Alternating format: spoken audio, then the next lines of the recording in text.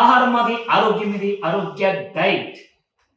ఈవిడ వయసు 70 చిల్లరండి. మాకు కావలసిన అనమాట.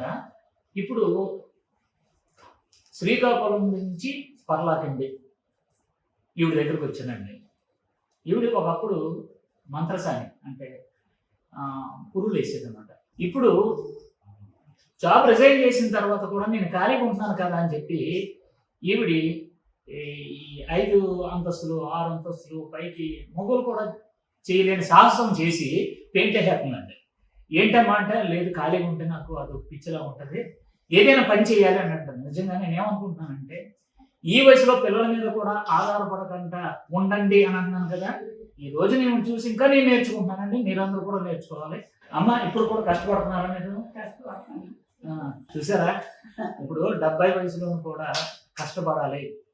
నెక్స్ట్ ఇక్కడ పక్కనే అడవులు గట్ట ఏమైనా కొండలు గట్ట ఉంటే గ్యాస్ లేదు కదండి, ఈవిడే వెళ్ళి పొల్లలు కొట్టి మోసుకొని వస్తుందట. చూడండి ఎంత విచిత్రమో ఏంటో. ఇక్కడ పెద్ద ఉమ్మడి కుటుంబం ఉందండి, ఈవిడే హెడ్ అనమాట. వీళ్ళందరినీ చూసుకొని నా దగ్గరికి వచ్చేస్తావా, మా ఆరోగ్య గ్రామానికంటే నేను రాను, నా పిల్లల్ని చూసుకొని నేను బ్రతుకుతున్నాను అని అంటున్నారు.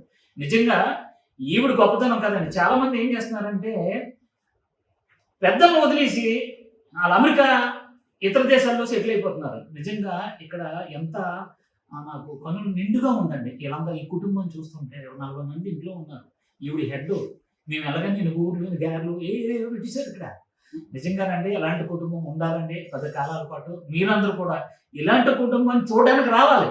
ఈ రోజున అంత బిజీగా ఉన్నా సరే ఎందుకో పర్లాకిమిడి వచ్చాను, చూశాను, నా జన్మ ధన్యమైంది. అలాగే మీరందరూ కూడా, అమ్మ మీ పేరేంటమ్మా?